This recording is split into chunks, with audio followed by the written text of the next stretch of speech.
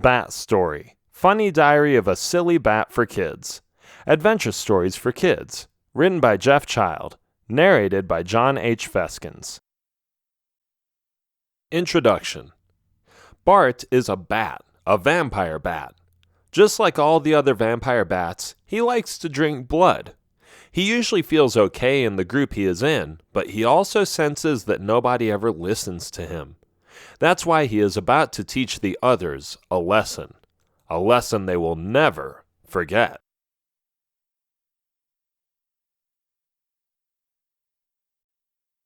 Chapter 1. Vampire Bats. Hi, my name is Bart. I am a bat. That's right, Bart the Bat. I like it that way. Nothing wrong with a simple name like that, is there? A lot of bats here are called by a name starting with a B. There's Boris, Betsy, Bartholomew, Bracken, Belinda, Barry, Bianca, and some other ones. We aren't regular bats, though. We are vampire bats. So some of us have names that start with a V. Just to mention a few, Victor, Valencia, Vicky, Valerie, and Volker are just some names among us. I love it here. There is so much freedom in the cave. We often go out to find fresh blood in the forest, and everyone is basically at liberty to do whatever pleases him or her. I often go out into the woods to scavenge for dead animals and suck the blood out of them. It's not always fresh, though, and that's a bummer. We, vampire bats, like it the best when it hasn't been there for a while. But then again, we don't kill often, so we usually just look for it. There is another problem. These bats are to themselves most of the time. They are some of the most antisocial creatures I know. Have you ever seen bats interact with each other? Neither have I. Bats flap around and fly into all kinds of different directions. They have no aim, no goal, no specific point of interest. They are as random as can be, all over the place. I heard of this guy once, a human who took out criminals and dressed up like a bat. That must have been one of the most sporadic, impulsive guys in the entire city, because really, if you base your superhero personality on a bat, I am sure the main reason must be because you have some kind of attention disorder. Anyway, let me give you a few examples of how frustrating this can be, and then I'll get to the good part, the part where one of my accidents became a severe lesson for all these bad listeners. So one time, I was talking to one of my buddies, or at least I consider him to be one of my buddies, and he totally ignored me. "Say, Barry," I said as I hung upside down next to him, "it's a nice day, isn't it? I mean, we've had worse weather than this. What do you think? Is it going to rain again?" No answer. "I guess you're preoccupied with some other thoughts. It's interesting when I space out because the whole world just flashes by in front of me. My thoughts go all over the place, and I can't even remember anymore where my thought process started. Has that ever happened to you?" Again, no answer. "You're not sleeping, are you? I kind of like sleeping during the day. As bats, we don't get to experience all that bright light. Our sonar senses take care of everything else. I mean, who needs glasses when you can just resonate the sound you make against all surfaces and estimate your position and the obstacles in your way?" I looked at him. He didn't even move. But his eyes were open, so I knew he was awake. Was he just trying to be mean? Did I talk too much? One final attempt. Here I went. "Have you noticed that the moon is getting fuller? If I'm right, we will see a full moon any time now. It's coming up. I don't know what it means, but I always like to think there is some kind of symbolism to it. I love seeing it, but I wonder if it has an effect on the tides of the sea or some climate changes. What do you think?" Hopeless. He just kept staring. I wondered if he became deaf since the last time I spoke to him. I was fed up with it, so I wished him a good day and flew to another spot in the cave. There I saw another one of my friends. Her name was Belinda. "Hi, Belinda. How have you been?" "Good, thanks." "What have you been up to?" "Not much." "Oh, okay. Well, neither have I. I just flew over a river with some fresh fish. It was amazing to see the reflection on their skin. When they're all wet, the moonlight shines on them, and when they jump out of the water, it's beautiful." "So what?" "Well, I didn't have any point in particular, just trying to make conversation. So have you done anything fun lately?" "No, That's too bad. What do you usually do for fun then? Nothing. She wasn't cooperating. At least she answered me. That was more than my other friend did, but nothing was coming out. I got a little frustrated because I was doing all the talking, but with my questions, I tried to make it a two-way conversation. These bats were boring bats. Why couldn't we just have a good time together? Then I thought of something. I like your ears, Belinda, I said. They look a lot nicer than those of some of the other female bats. She gave me a weird look. Then she shrugged and flew away. Was it something I said?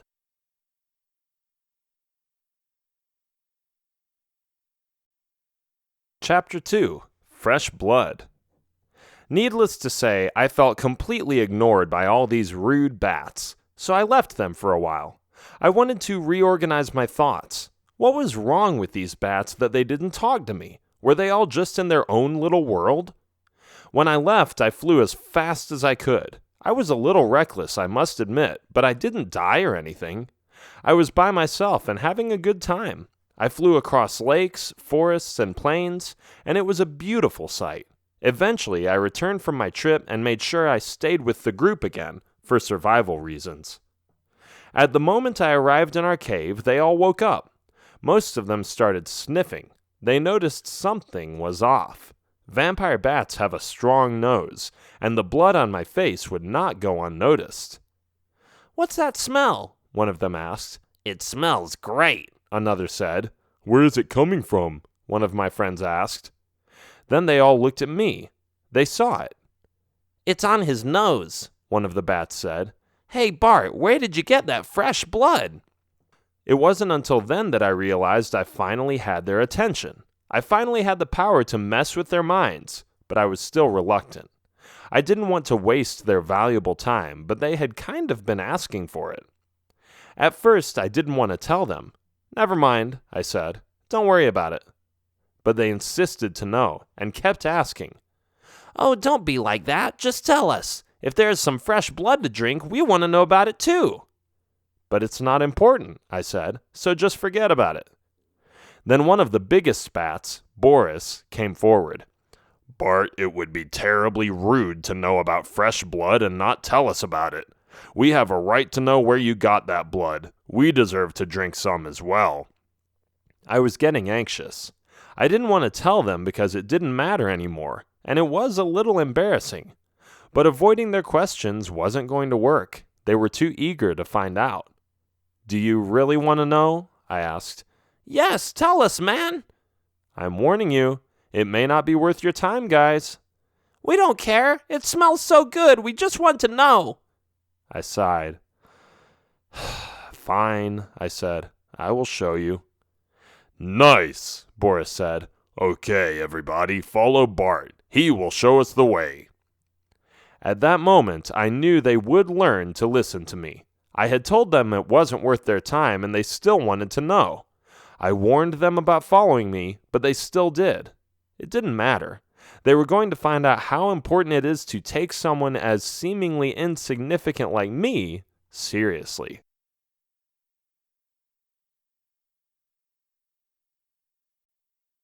Chapter 3. Over the Lake. There we were, an entire group of at least 30 bats flying out of their cave. We were fluttering around, but aiming more than ever before. The bats wanted to drink some of that fresh blood they smelled. My nose was covered in it, and I was about to show them where it came from. Eventually, we saw the lake. We were getting closer. I remembered flying over that lake, so I knew we were on the right track. "Doesn't it look great?" I asked.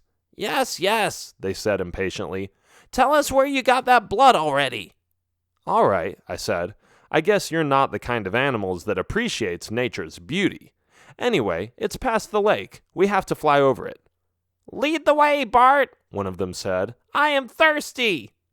Okay. We rested on one of the trees, ready to cross the lake, which was a long way to fly. When we all looked like we were ready to go, I took a deep breath and began flying over the lake. They all flew behind me. Suddenly, I heard one of the bats scream, "Ah! What is that?" I turned around and observed the bats in the group. Some of them were almost falling down into the water because from the water, projectiles were being shot at them. "What is going on here?" I asked. "They're guardians," one of the bats shouted. "Guardians from the deep! We have to fly higher!" I thought of the reasons why we flew so low in the first place. It was mostly to save some energy. Flying higher would take a lot more out of us, but we had to do it. "Whoa, that was close," I said as a projectile almost hit me in the face. "Let's get away from the surface. We have to fly higher. Follow me." I ascended higher and higher. When I looked down, I was glad to see that the bats were all following me. None of them were wounded or taken down by the projectiles from the dangerous water guardians. Phew, that was close. I knew they would never forgive me if they knew what it was all for. Luckily, we were all there, and we safely made it to the other side of the lake.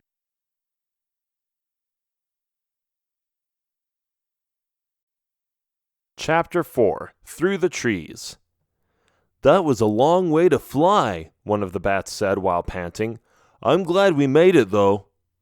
"The spot where I found the fresh blood is beyond this forest," I said. "Let's fly through these woods." After a few minutes, we continued our trip and flew through the forest. But the weather wouldn't leave us alone. It began to rain, and the thunder scared some of the bats. When the rain became so heavy that it was pressing down our wings and the wind was in our faces, I suggested that we would find shelter. "Up there," Boris said. "Let's just hide in that tree." "Good idea," I said. All the bats followed Boris to the middle of the nearest pine tree. We sat down on the branches and watched the rain pour down. "This is terrible," one of the bats complained. "I hate rain. I've always hated rain." "My wings are wet," another one said. "I love the cave because it's a little wet but not too wet. You know what I mean?" "Quit nagging," Boris said. "We were committed to find that fresh blood, so we go wherever Bart is going. Don't worry, Bart. I am patient enough, especially if I think about the delicious taste of that stuff." I wouldn't get my hopes up, Boris," I said. "Oh, you're just saying that. I will enjoy it. Just lead us there." Again, he wasn't really listening, but he would discover why I said that. We were sitting there in that tree. We watched the lightning, listened to the thunder, and shivered because of the cold temperature. Some of the bats had fallen asleep. Nobody talked to each other. They were all grouchy and wet and tired. It was an awful situation to be in, but it was their own fault. It took another 3 hours before the rainstorm was gone. By that time, Boris woke everyone up and asked me where to go next. "Over there," I said. "Over the plains."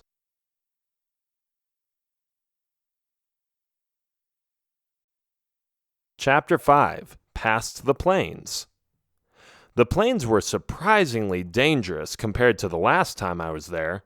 I didn't expect that. I had recently flown past them but hadn't seen any predators whatsoever.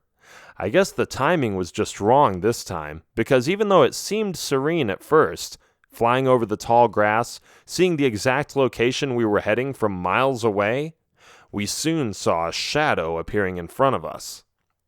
We looked up and were startled. "Is that what I think it is?" I asked. "That's a dark dragon, dude," one of the bats said. "We have to hide." "Hide where, though? There is no place to hide here. Have you looked around you?" We all stopped flying. Dark dragons can be extremely dangerous. They attack their prey from above and spit acid at them. And when they catch them, they eat them alive. None of us wanted to end our lives this way, so we all dove down to the ground. "Hide in the tall grass," I encouraged everyone. The dark dragon didn't see us. It was too far above us, and we were too little to be noticed. However, movement would give away our position, as the dark dragon would probably see it if something would fly underneath it. We held on tightly. We sat still for minutes while the dark dragon flew in circles. "When is it going to leave?" one of the bats asked. "I don't know," I whispered. "Just sit still, be quiet, and don't move." But did they listen? No, of course not. Because as soon as I said it, One of the less intelligent bats couldn't take it anymore. He flew up and yelled, "A dark dragon! We have to get out of here! Ah!" Idiot. Why didn't he just take my advice and wait? The dragon would have been gone in no time if they had just waited for it to leave, but no. Suddenly, the other bats began to panic as well, especially since the dark dragon had noticed them by now. They flew into all different directions, not knowing what they were doing, but trying to save their own lives. The dark dragon chased after some of them, spitting acid and whacking its claws at them. Fortunately, the dragon wasn't able to catch any of the bats, who were so random in their fluttering patterns that it was hard to attach any meaning or direction to it. "Let's move to the rocks, over there," I commanded. Some of the more patient members of our little bat group flew up and followed me to the Rocky Mountain area. I went as fast as I could and looked back a few times to make sure they were still behind me. Eventually, we reached the end of the plains. That was close. Another adventure behind us.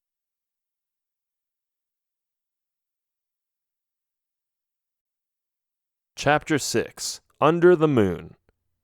We were hiding in between the canyon walls as we watched the remainder of our group get away from the dark dragon and join us in our hiding place. "Well done, guys," I said. "Sorry about the dark dragon. It wasn't there the first time I flew here. I had no idea it would be here." "It's okay. Just show us where you found that fresh blood," they said. "It's worth it." "Actually," I began, "I told you it wouldn't be. But it's up to you. There's nothing out there." "Ha ha, you're funny, Bart. I know you're just playing with us," Boris said. "Now, into which direction should we go?" Over there, I guess," I said. "Good, let's go there. We are close. I can smell it." "I think you're still smelling the blood on my nose," I tried to say, but they already flew away. Again, they didn't listen.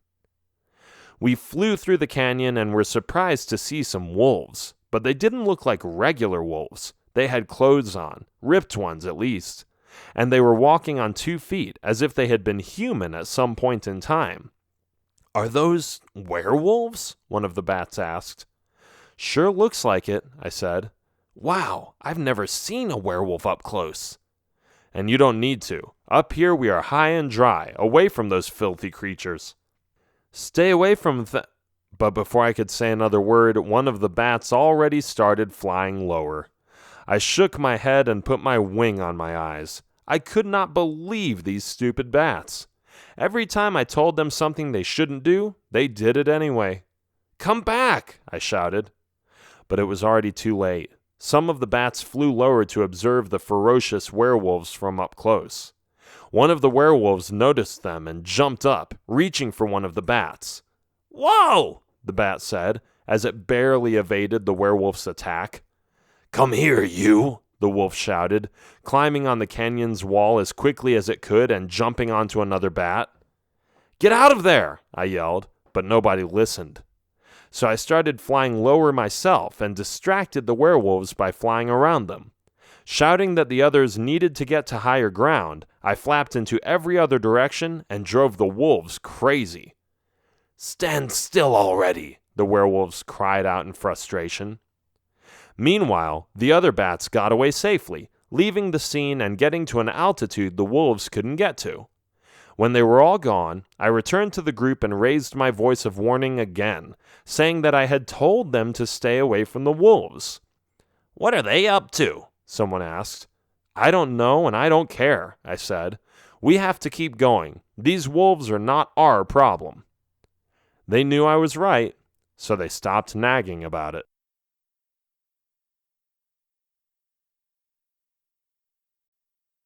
Chapter 7. Almost There. The group was starting to feel hungry. They complained a lot, and it was making me go nuts. I already knew they didn't listen much, but now they were constantly whining about this or that. Yuck. Was I even supposed to be a bat in this life? Don't answer that. "Are we almost there?" someone asked. "Yes," I answered. "Is it still far away?" another asked, only a few seconds later. "What did I just tell you? I just said that we are almost there. Didn't you listen to a word I said?" "Oh, okay. I thought I would just check, seeing that it was a few seconds ago." A little later, I received another question. Are we there yet? Another bat asked. "No! Now stop asking me about it. It's not too far, but we are not there yet. Ah!" Will it be worth it? Another bat asked. "For the 100th time," I began. "I already told you that it wouldn't be worth it and that it was a waste of time, but you guys insisted to go anyway." "Sure," the bat said. "I can smell the fresh blood already." I sighed. Would they ever listen to a word I say? But then, as we were flying, another bat tapped me on the shoulder. "Hey, Bart, I know the others never listen, but we'll just keep this between you and me. I just gotta ask you one thing, dude." "Okay, go ahead." "How far is it still?" This was it. I was so ready to kill these idiots that I said, "Come closer and lean over, then I'll whisper it in your ear." "Okay, that's cool," he said as he leaned over. "We are not there yet. Understood?" The decibels ringed in his ears as he almost dropped onto the ground from fear. I think he understood me this time, seeing that I made it loud and clear. "Easy, man," another bat said. "You don't have to yell, especially since we have a long journey ahead of us. Didn't you just say that it was very far away from here?" I wasn't going to answer it anymore. I just kept flying.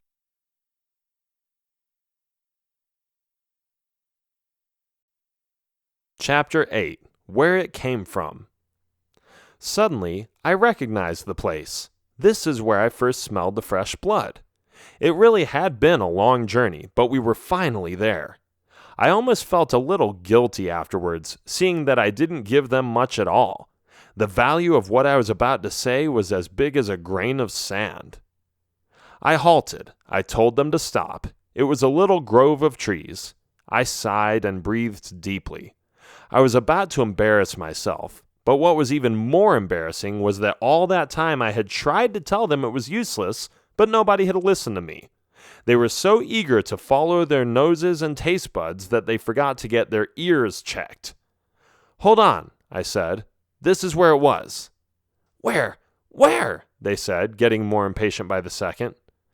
"Guys, do you see that tree over there?" I asked. "Yes, yes," they said, becoming aware of the fact that finally this was the end of the trip. Well, I didn't. The end.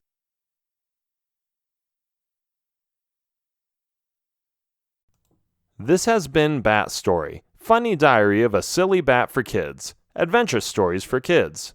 Written by Jeff Child, narrated by John H. Feskins. Copyright 2017 by Jeff Child. Production copyright 2017 by Jeff Child.